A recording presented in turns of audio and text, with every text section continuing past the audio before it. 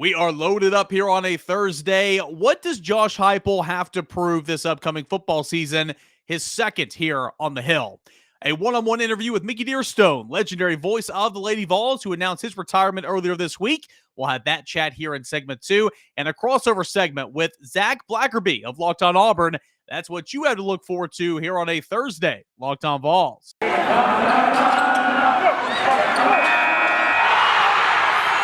You are Locked On Vols, your daily podcast on the Tennessee Volunteers. Part of the Locked On Podcast Network, your team every day.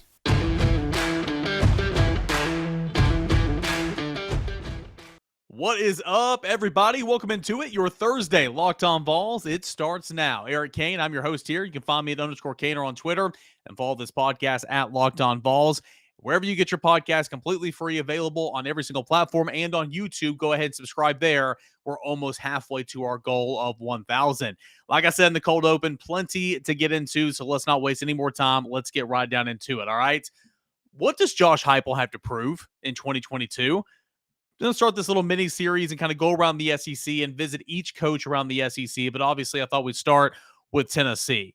Do I think Josh Heupel has the most to prove in the SEC? No, I do not. But there are some things that I think he needs to go ahead and accomplish here in year number 2 to make sure that we know that he's on the right trajectory here at the University of Tennessee. How many times do we kind of know by year 2 if we know this guy's going to work out or not, right? I mean, if it looks like it's getting, grim a little bit, it's like, all right, well, you got to give him at least 3, right? And then once you get to year 3, it's like, okay, year 4, it's make or break, and then you're out of here. Keep in mind, Jeremy Pruitt went 3-7 year number 3 at the helm. He was coming back for a year number 4, if not for this investigation. So there were some things, there were some steps that Josh Heupel needs to make. Now let's go back and review. Of course, year number 1 was a success in my book. Okay, you go 7-6. 7-5 in the regular season. You do have an unfortunate loss there in the Music City Bowl. That was one of the best bowl games of the entire season. Your defense just couldn't make a stop, right? You fall to Purdue, a shorthanded Purdue team that was without so many of his offensive weapons. Okay, so that was a little disheartening. You didn't finish the way that I think you needed to, but it's not for a lack of trying. I mean, it's not like the defense wasn't trying. The offense was out there and it scored, 42 points? It was an exciting game, but you came up short. But 7-5 regular season, 7-6 overall record in year number 1. It's off to a good start, right? I mean, there were some national plaudits, some national publications, some national football analysts that came out in the preseason polls and all that, which again, here on Locked On Vols, we're gonna do that, before the season all summer long. Pick Tennessee to win 4 games. And then there were some idiots, pointing at myself here on YouTube, that picked South Carolina to win 4 games. Both Shane Beamer and Josh Heupel both surpassed expectations in a big way, and that's why they shared the co-share of the Steve Spurrier first-year head coach award at season's conclusion. But, there was a lot. Revitalized the offense, found a quarterback, consistently ran the football. On the defensive side, set a school record for TFLs. Did some things there as well. Overachieved for a good portion of the season, in my opinion, before the wheels just kind of fell off. So there were some good things in year number 1. But let's go ahead and start it here. Year number 2, what must Josh Heupel prove in year number 2? All right, I've got 2 things that are big, really 3 things. Number 1, you've got to beat one of the big 3. Yes, year 2, you've got to. And I'm saying that because Florida is down this year. Florida won't be down for long. Billy Napier, I believe, is a good coach. Billy Napier can recruit like crazy. And we all know the state of Florida. I mean, it's a hotbed for recruits, right? Coming from Louisiana, where he's got great ties, and Louisiana is a hotbed for recruits. Billy Napier can recruit. And I think he's not going to have Florida down for too long. I think they're going to be just fine. But I do think it will encounter some struggles here in year number 1. Tennessee must beat Florida in year 1. Okay, that's just a fact, in my opinion. Florida has dominated this series. Florida has found ways to win when Tennessee was clearly the much better team. It's for much of my lifetime, it's really just not been competitive. I'm going to be completely honest with you. And I'm not that old, but still, I'm old enough, and it shouldn't be this way. I think for Tennessee to be one of the big 3, the game this year is Florida. It's at home. Florida going through a new coaching regime. Turnover on a whole lot of players, losing some talent. It's got to be Florida. If not Florida, what do you like your chances against Alabama and Georgia? Well, Alabama's Alabama. Well, Georgia just won the national championship. Sure, there's a lot of fruition there on those ball clubs. They've lost a lot of players via both the NFL drafts here coming up, both transferring through the transfer portal, a lot of their depth options going other places to look for some playing time. You've got Georgia, that, wide receiver that just won a national championship is transferring to Alabama. It's kind of bizarre. It's a funny time here in the world of sports in 2022, but that's where you are. I don't like Tennessee's chances against Alabama or Georgia for the most part right here on this day of February, 24th, 2022. Law can change, but I wouldn't pick Tennessee to win one of those two games right now. I expect Tennessee to be competitive. Last year I just want to see I want to see Tennessee be competitive in those games, and it was. It was a one-score game midway through the fourth quarter against Alabama. Then the wheel fell off.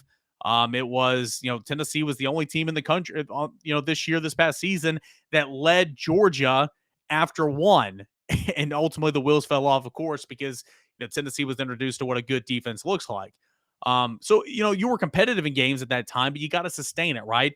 But for me, Josh Heupel, you've got to, your first step here in year number 2, beat one of the big three, and that is either Georgia, Florida, or Alabama. I think it would be Florida here in year number 1. All right, moving on. What's next? Well, that defense has got to take a step. You lose some on offense, don't get me wrong. You lose Velus Jones. You lose Javonte Payton. You lose Cade Mays. You're losing some. You already lost, one of a starting running back, before the season was let out, and Tyon Evans. But you lose some playmakers on offense, no doubt about it.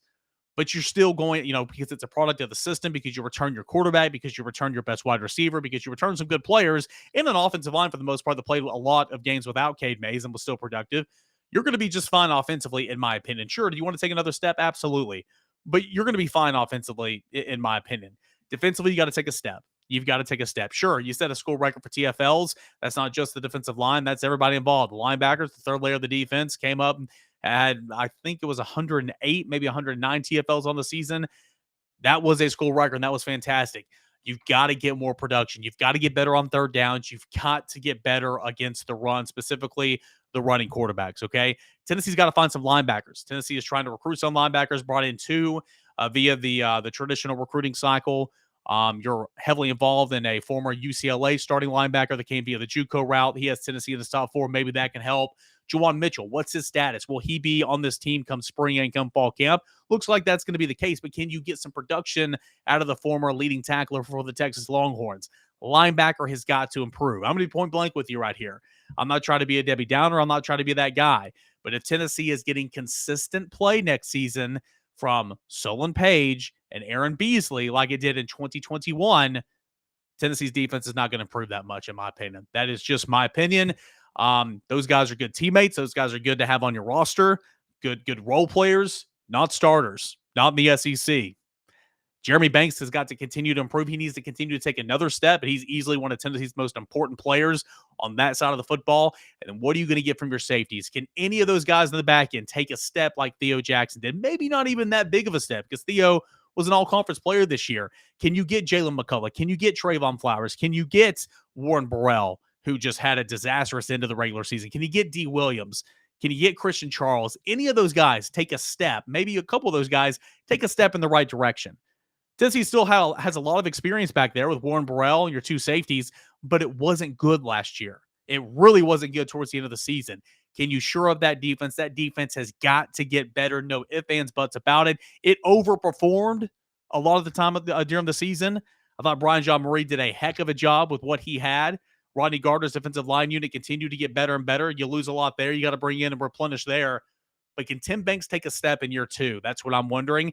And you're getting a little bit of reinforcements, but I think you'll continue to add to that via the transfer portal as the summer goes on. So, number 1, beat one of the big 3. Number 2, take a step on defense. And number 3, and this is off the field, got to continue to recruit. I'll make this short and sweet. The biggest hesitation about this staff is its ability to recruit. And sure, the offseason report, which hopefully we'll get into here sooner or later, it's not been that great for Tennessee. It's got a lack of scholarships. We talked about this on the podcast before, but how Tennessee's self-imposing that scholarship limits and how it's a little restricted until the end of this semester when it opens back up. And I expect it to be very active in the transfer portal. But it swung and missed on 2 key guys that it wanted. You brought in Gerald Mincy, the reserve offensive tackle from Florida. You wanted Isaiah Nair, and you wanted Jared Verse. Tennessee swung and missed on both of those, and that's not great. But Tennessee in the traditional recruiting cycle, raised some eyebrows, did pretty well. I mean, it finished, depending on the publication you look at, but, per Rivals, finished 4th in the SEC. What was it, 11th in the country? That was far better in a way, more than I expected and what anybody else expected for Josh Heupel in year one, because he was so far behind when getting the job in late January last year. But through the additions of Justin Williams, James Pierce, Tyree West, Tennessee was able to climb and to kind of get where it was in this signing class right now. So job well done in year number one. Can you sustain it? Can you sustain it? We're about to get picking up in the recruiting season. The dead period is about to be over. March will be a big month. April will be a big month. You'll start the official visit process in early summer. Can Tennessee continue where it is in recruiting the high school realm? And can Tennessee pull in some big-time transfers like it did last year with the likes of Javonte Payton, who was huge, and, some other defensive linemen like, that really played key dividends. Caleb Tremblay, a guy is a role player, but it's a big part of that defensive line unit. Can Tennessee do that? So those are the three things I'm looking for Josh Heupel in year two of which are on the field, one of which is off the field. But again, if you're not recruiting, you're not doing it right in college football nowadays. So those are my big takeaways for Josh Heupel, what we should expect, what he needs to prove in year number two. And I look forward to going around the SEC here in the next couple of weeks and talking about each SEC team and what that coach has to prove moving on. All right, my one-on-one chat with Mickey Dearstone, legendary voice of the Lady Vols, who's set to retire at the conclusion of this season.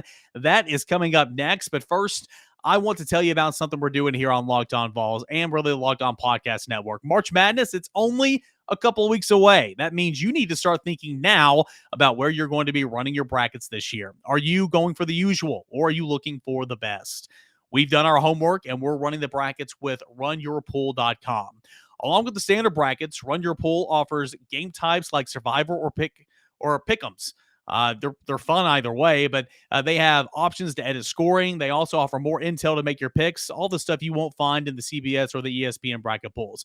If you've got a business, Run Your Pool can help make some of that March Madness magic and play alongside your employees or even some of your customers and your clients. Plus, they offer a full white glove customer support, custom branding, and one of the easiest 3-minute setups that you will ever find. Clearly, we believe Run Your Pool because, like I said, we're running our brackets with them ourselves. There's no truer test than that.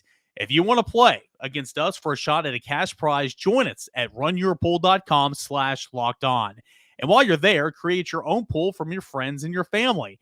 Enter Pure Madness at checkout for $10 off your custom pool. All the rules and details will be made available there as well. That's runyourpool.com/lockedon for your chance to win a cash prize. We look forward to seeing and beating you there. Welcome back in here to a Thursday edition of Locked On Vols, your home for daily content via your favorite team. That is the Tennessee Volunteers, your team every single day. Continue to subscribe, support the show on YouTube. Can't thank you enough for that. Talked to Mickey Dearstone, legendary voice of the Lady Vols, who's hanging it up at season's end. I kind of bombarded him early on Wednesday morning. I called him out of the blue. I got his number. He knows who I am. We chatted a couple of times. I said, hey, man, sorry to bombard you. I know you're getting it from all angles right now, but hey, can you do a quick little 8 to 9 minute hit with me? And he was so courteous with this time, and he said, absolutely. So here's my conversation with Mickey Dearstone, and it's a really good one. So I hope you enjoy it. Well, 23 years is a long, long time. Actually, it's more or less 30 years being behind the microphone in some shape, form, or capacity. But 23 years being the lead voice of the Lady Vols. That is Mickey Dearstone, who announced earlier this week that he is going to retire from his post following the conclusion of this year's Lady Vol basketball team. We got Mickey on here now. And first and foremost, Mickey, congratulations. Well-deserved. How has the last 24 to 48 hours been for you since the announcement? Well, it's a couple of things. It's been a little hectic. And, Eric, it's been a little emotional. It's kind of like losing something that's been a part of you for 30 years. It's kind of hitting home a little bit, to be honest with you. Yeah, I would imagine so for sure. What made it feel like now is the right time for you to step away? Because again, I think I speak for everybody listening and watching right now. When you think Lady Vols, I mean, obviously you think of the greats, you think of Pat Summitt and all these incredible players, but Mickey Dearstone is right there as well. When you think Lady Vols, you think Mickey Dearstone. So why now? Why is this the right time for you? Well, Eric, I'll be honest with you. When the first time I thought about stepping down or stepping aside was back when Holly Warlick was let go. I thought it would be, like a clean cut, start all over, coaching, program, radio. And I first thought about it then, and then the more I thought about it, I knew Kelly from her playing days. And I said, no. I said, if she wants me to, told myself I needed to do it for a few years just to get, her feet on the ground and one less thing for her to worry about. And so I did it.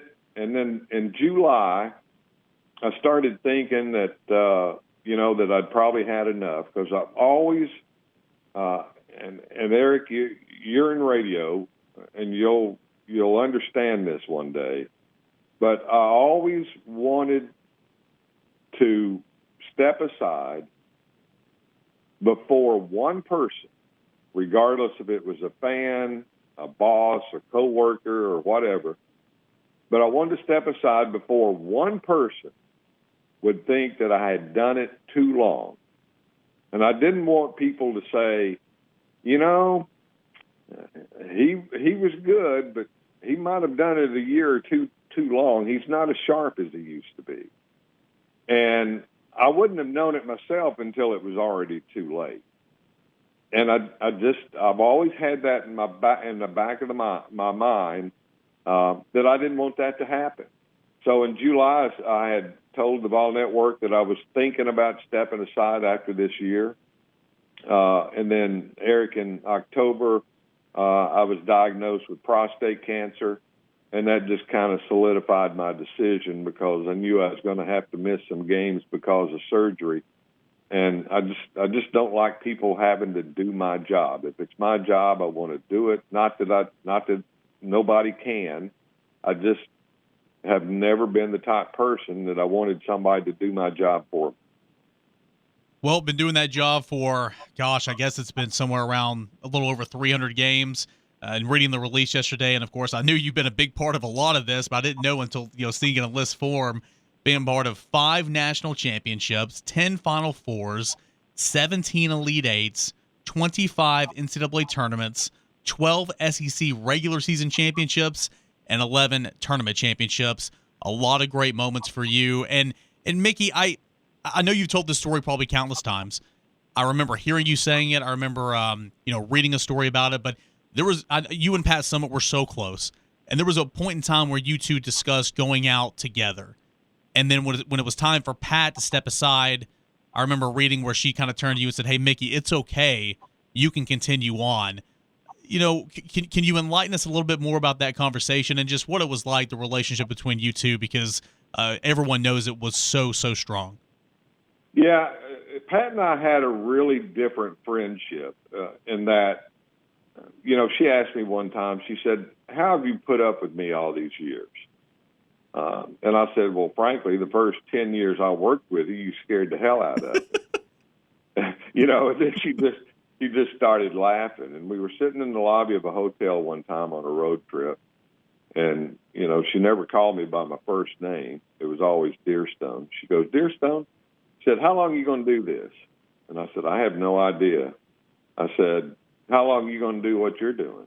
And she said, "Until I don't like doing it anymore." And I said, "Well, I'm the same way." I said, "If I get to where I'm not having fun doing it, then I'll step aside." And she goes, "Okay." Said, "We'll make a deal. I can't quit until you quit, and you can't quit until I quit." Well, then after they had the event down at the Thompson Bowling Arena announcing that she was stepping down and Holly was taking over, I actually did the last radio interview with her. And I go back into the Lady Vol locker room, and I complete the interview. And I was all emotional and everything, and she was perfectly fine. And I remember saying to her in the interview at the end, I said, "You're okay with this, aren't you?" And she goes, "Yep, I've accepted it." And I said, "You're actually doing better than I am." And so when we ended the interview, she looked at me, and she said, "You need to keep doing this." She goes, "I know we had a pact, But she goes, you need to keep doing this because you're too good at it. And so I kept doing it. And, we're thankful that you have, of course, chatting with Mickey Dearstone, voice of the Lady Vols, announcing his retirement at the conclusion of the season. That was made public knowledge earlier this week. Mickey, I still do it from time to time. I love filling in for John Wilkerson. I love getting freelance assignments, going out there and doing some play-by-play. That's how I started in this industry, and it's something that I still just love so much. And the way you go about it, I've always just admired. You wear your emotions on your sleeve. You paint such a beautiful picture. Any advice for young play-by-play broadcasters out there? Anything that we should know kind of moving forward about this realm? The only advice that I think people need to remember, a couple of things. The first thing is that you have to have your own style. But basically, you're the eyes of the fans that aren't there. And if you don't tell them what's going on where they can see it, then you're not doing your job. And so I've always done that. I've always done it just like I was sitting in the 20th row, on the end zone or something like that, as a fan doing the game in my mind. And, when I react to what I think are bad calls by the officials, it's no different than if you're at the arena and you hear the fans moan and groan and yell because they don't agree with the call either. And that's what I've always tried to do. I had the best teacher in the world. My father was the best play-by-play guy that nobody knows about nowadays. And he always told me to do that. But secondly, there's three things that are important in a game. And that's time, score, and where the basketball is. And as long as you tell them consistently time, score, and where the basketball is, then they're able to follow along with you. So those are the two things. It doesn't matter about the entertainment part of it, or sometimes in a blowout I'll get to where I start entertaining a little bit too much or something like that. But it's not being able to do that. But if you'll do those two things, if you'll provide the eyesight for the people that can't see it, and do those and tell them those three things on a consistent basis, then you'll be fine. That's what they listen for. They listen for time, score, and where the basketball is. See, and I'm glad you said that, because on yesterday's show, I beat my chest saying, as a play-by-play broadcaster, time, score, time, score, time, score. And see, now that the Hall of Famer said it, it's like, there's some credibility there for my words. So, well, I'll tell you this. This is how I learned doing high school basketball. And that's where people should learn to do it. You shouldn't jump right into college.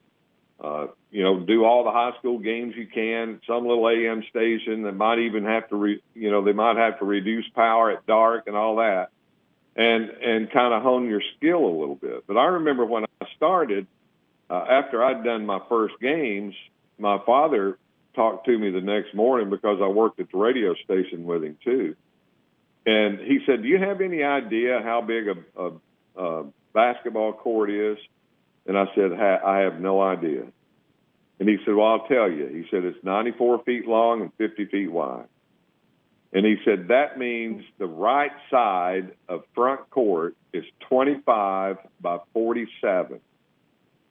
He said, "If you just tell them the basketball's on the right side of the court, they have no idea whether it's close to the half-court line, whether it's on the wing, whether it's on the baseline." He said, "Tell them where the basketball is. It's not hard to add the word wing or baseline or out high or something like that."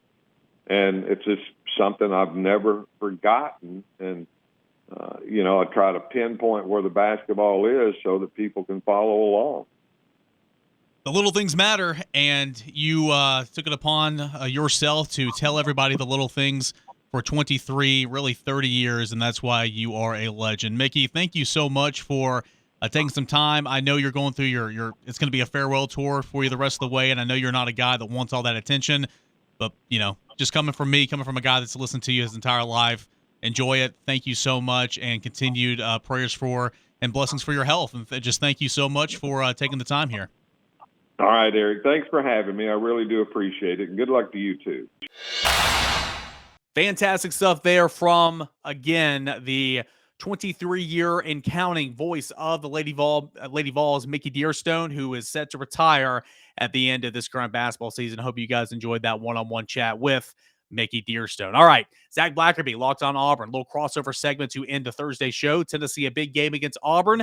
That is on Saturday, but I'll talk to Zac here on the other side. We're not talking football because it's over, but basketball, I mean, no greater test, right? Basketball's in full swing, ending that stretch of the regular season. Tennessee, a brutal one, and it comes with the number 2 team in the nation, Auburn, on Saturday. From all the latest odds, totals, player performances, and props, where the next coach might be fired and then land, BetOnline.net is your number 1 spot for all your sports gambling needs. BetOnline remains the best spot for all your sports scores, podcasts, and news this season. And again, it's not just basketball or football. BetOnline.net, your source for hockey, for boxing, for UFC, all those odds, right? The Olympic coverage that just wrapped up a couple of days ago. Head on over to the website right now or use that mobile device. Learn more about the trends and the actions. BetOnline, it is where the game starts. Final segment here to wrap up a Thursday show.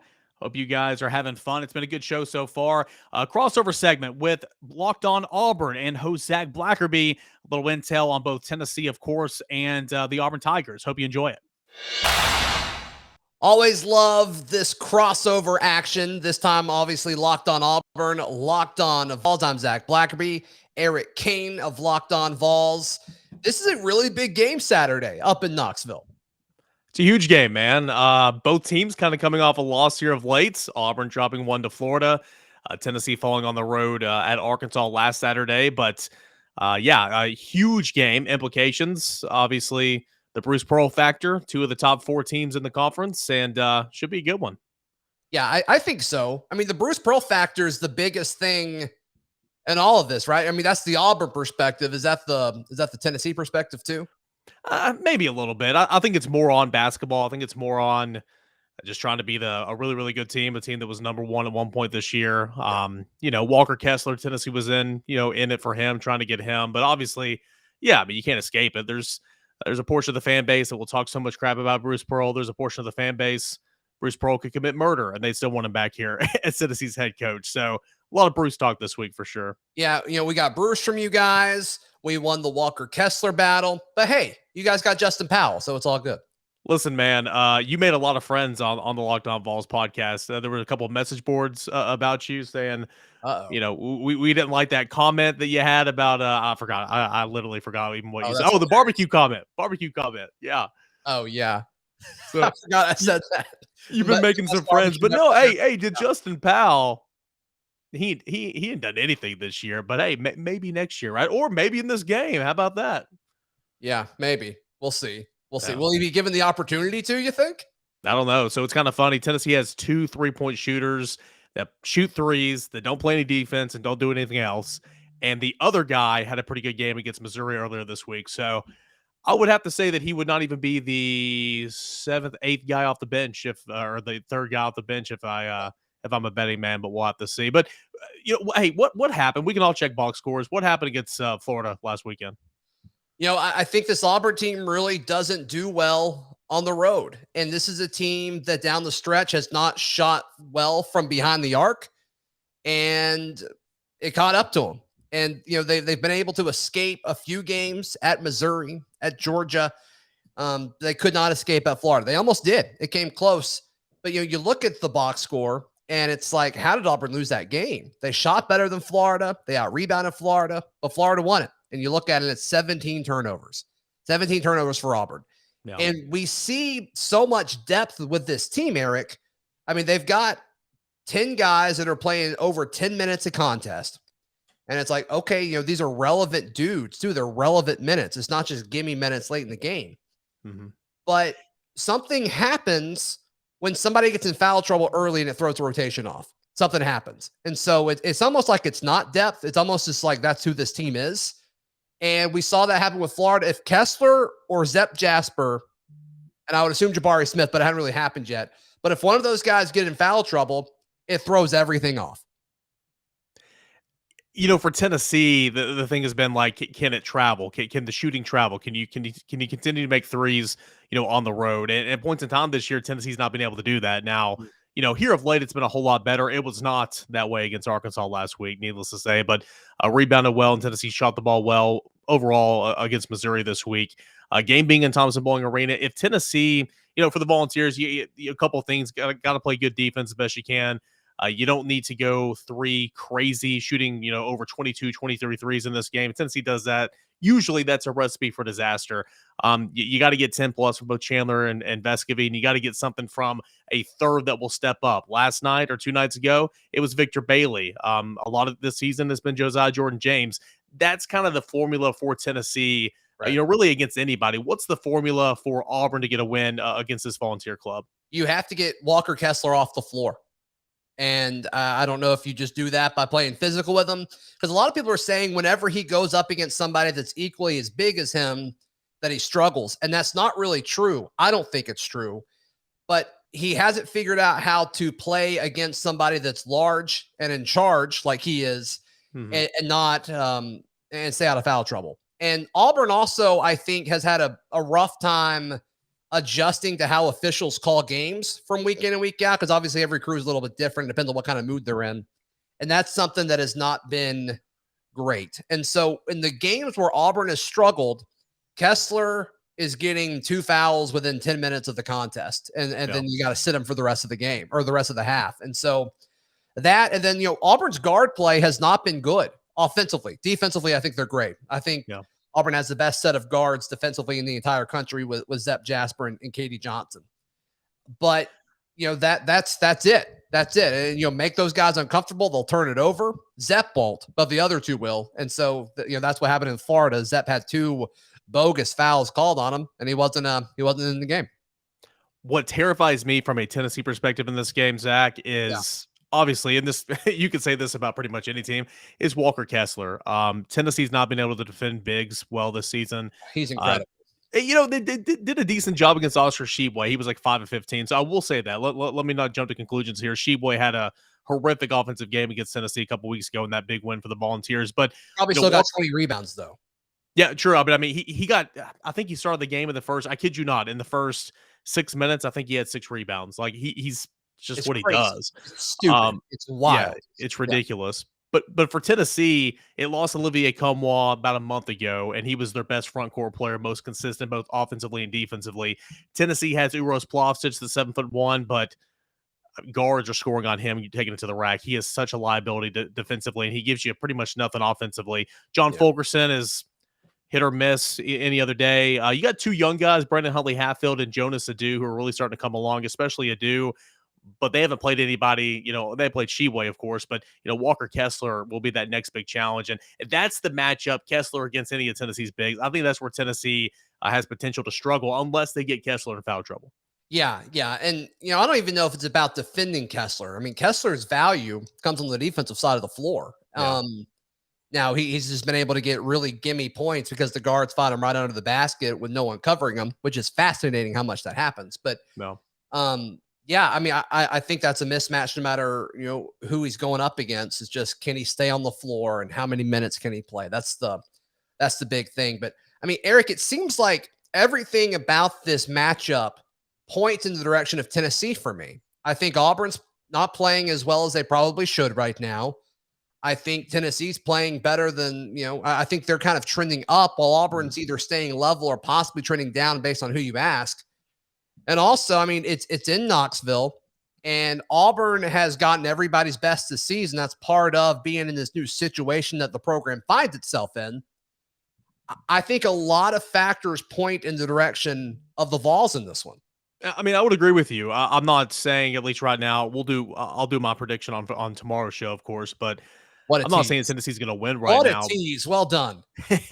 Yeah, Locked On Vols. But Tennessee's great at home, to your point. Tennessee's 13-0 at home this season. They shoot better at home. They defend, outside of a couple of games. They defend well anywhere, but they play really inspired basketball at home, and that crowd was incredible whenever Kentucky came into TBA a couple weeks ago. So I expect it to be nothing short of electric. Bruce Pearl's coming back to town. Tennessee always shows up for Bruce Pearl. So I would agree with you. Tennessee plays a lot better at home. And, if Tennessee can get, Kessler in foul trouble, like you mentioned, if you can alleviate a guy like Jabari Smith, who's just fantastic, and Tennessee continue to shoot well with Chandler, who is obviously not as highly regarded in terms of NBA prospect as Jabari Smith, but he, is a first-round graded draft pick right now. I think Tennessee can find a path to victory. But anyway you spin it, I think this will be a great game. It's always typically been really good games with Tennessee and Auburn here of late. And it's kind of one of those underrated rivalries, basketball rivalries, especially because of the Bruce Pearl factor. To be fair, since Bruce came to Auburn, it's been pretty one-sided. Yeah. I guess what I'm trying to say, they've met in big moments. Like the one that comes to mind is when Tennessee went on that run to the SEC tournament championship a couple years ago. They had that emotional, win over Kentucky that took so much out of them. And then you get run out of the gym. But also, to be fair, that was the year Auburn went to the Final Four. So, yeah. Yeah. That was a fun year. There's no question about it. But it was. Tennessee's never been to a Final Four, but hey, maybe it's this year. Yeah, maybe so. No, you guys are peaking at the right time. There's no question about it. Good stuff there from Zac Blackerby. Again, if you want continual coverage from an Auburn perspective heading into Saturday, make your second listen Locked On Auburn to get even more intel about the Auburn Tigers from Zac Blackerby. All right, been a fun and loaded show. Hope you guys have enjoyed it. We'll come back with a complete Auburn preview heading into the weekend. That's coming up on tomorrow, and hopefully we will have a really, really big guest. Still working on the logistics, trying to get that hooked up for a Friday show. We will see if that happens, but if not Friday, we'll probably get it Monday or Tuesday. Potentially a big guest coming up on tomorrow's show, plus an Auburn preview, all that and more. Check it out here on Locked On Vols. Guys, subscribe to the show on YouTube. Continue to listen on all of our audio platforms. Make Locked On Auburn to get a preview of Tennessee's matchup on Saturday. Your second listen always after Locked On Vols. Guys, thanks so much. Enjoy the rest of your Thursday, everybody.